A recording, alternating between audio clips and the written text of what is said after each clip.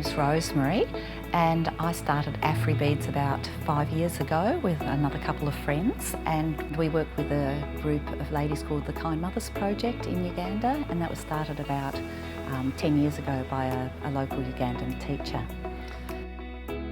Hello, my name is Gina and I'm working with Ethica Accessories. We're the fair trade company of Mary MacKillop International. We're helping women in Peru with a skill and a fair income.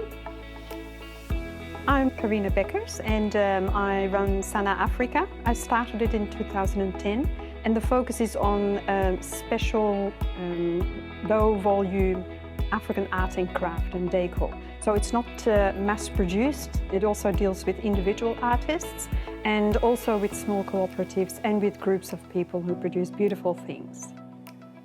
When we first started working with the Kind Mothers, we actually sent them some money so that they could buy a laptop, and so I just emailed Lorna, who's the coordinator of the project, and tell her what we'd like to order, and I send pictures of each of the products so that she knows exactly what we want.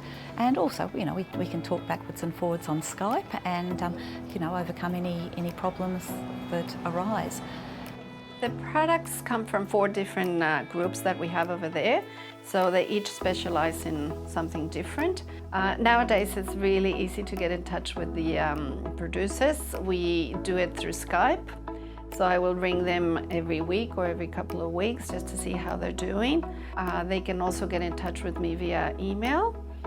Well, I keep in touch with the people that make things for me, which is a little bit easier now than it was 10 years ago when I started, because many of them now have email, and I can talk with them. Some even have access to Skype because the internet connection is getting better and better, even in remote areas. And when I go to Africa, I always try and meet as many as I can of the people that I work with. People in Uganda are just so poor. They generally live in one-bedroom homes. They don't have running water or toilets in their houses.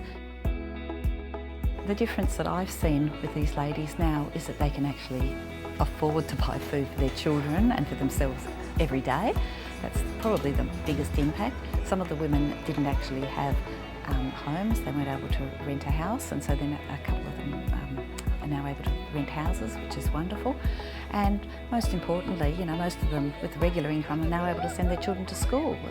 And in the future, I hope that we'll be able to do even more. I'm really passionate about bringing the beautiful pieces that people create with their own cultural expression on a market where they normally cannot reach people. I've been lucky enough to go to Peru 3 times now. So every time I go, I can see the difference it's making. Especially, I would say, in their confidence and their dignity.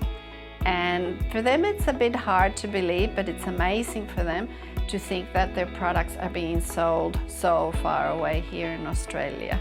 But I'm always directed by what they want. I never sort of say, oh, this is what I think. I say, well, what would you like? And it's a very sort of collaborative group. They sort of talk together, work out what they want, and then Lorna will email me or tell me on Skype what the ladies are thinking, what they'd like to do next. I do see changes happening in the life of the people that I work with.